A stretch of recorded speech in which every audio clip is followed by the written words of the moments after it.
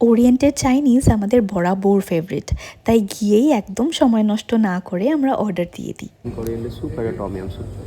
Garlic coriander tomato স্যুপটা কী হবে? একটা গার্লিক কোরিয়ান্ডারের চিকেন হবে, টম ইয়ামটাও চিকেনই করে দিন। তুমি টম ইয়াম খাবে তো একটু? তুমি নাও, প্রনটা নাও। তাহলে টম ইয়ামটা শ্রিম্পের করে দিন।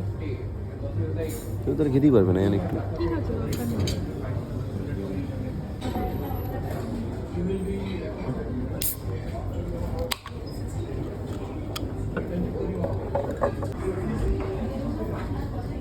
অর্ডার করার কিছুক্ষণের মধ্যেই আমাদের কাছে ওরা খাবারগুলো পরপর নিয়ে আসতে থাকে।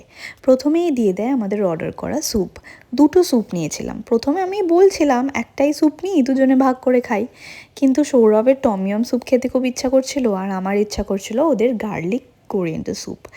এই যেই স্যুপটা আমি নিয়েছি সেটা আমার খুব ফেভারিট ওদের ওখানকার। স্টার্টার একটা ফিশ নিয়েছিলাম, নামটা আমার খুব একটা মনে পড়ছে না। আর তারপরে আমার অল টাইম ফেভারিট ডিমসাম।